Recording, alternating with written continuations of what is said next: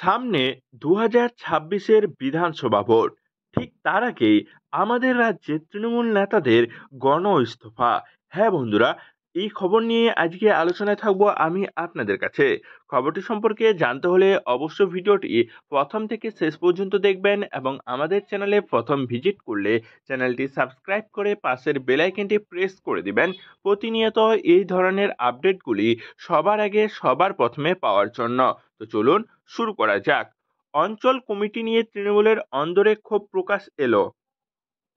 আলিপুরদুয়ার ২ নম্বর ব্লকের বিভিন্ন পদে থাকা তৃণমূল নেতারা গণ ইস্তফা দিলেন।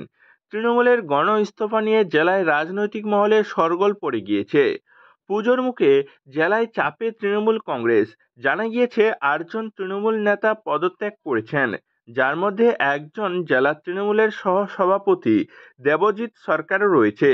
এছাড়া এই ৮ জনের মধ্যে ৪ জন ব্লক সভাপতি এবং ৩ জন ব্লকের সাধারণ সম্পাদক এবং একজন চেয়ারম্যান রয়েছেন।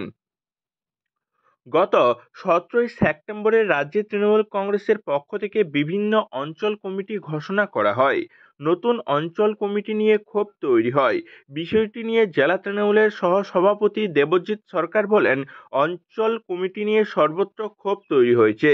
কর্মীদের ক্ষোভের মর্যাদা দিতে আর পদে থাকতে পারছি না, তাই পদত্যাগ করলাম। বিষয়টি নিয়ে তৃণমূলের রাজ্যের সাধারণ সম্পাদক মৃদুল গোস্বামী বলেন, আমরা খোঁজ খবর নিচ্ছি, বিষয়টি আমি এখনো শুনিনি। বিজেপির জেলা সভাপতি মিঠু দাস বলেন, তৃণমূল কংগ্রেসে যারা ভালো মানুষ রয়েছেন তাদের দায়িত্বে রাখা হয় না, কারণ সে ভালো তৃণমূল কংগ্রেস কর্মীরা কাটমারি তুলতে পারে না বলে তাদের দায়িত্ব দেওয়া হয় না। দলের পদ নিয়ে এই দলের লড়াই হয় শুধুমাত্র কাটমানি তোলাকে কেন্দ্র করে। 2026 সালে সাধারণ মানুষ এদের ত্যাগ করে বিজেপি ক্ষমতায় নিয়ে আসবে।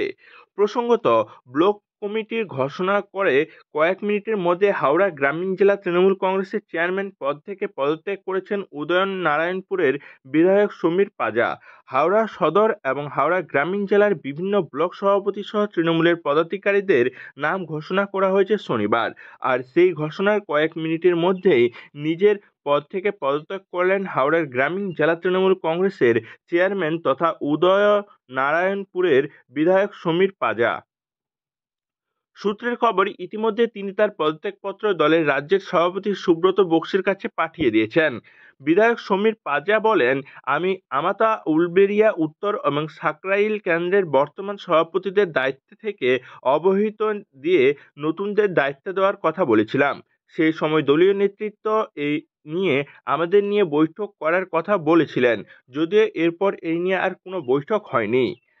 তো বন্ধুগণ, 2026-এর বিধানসভা ভোটের আগে তৃণমূলের এই দশা।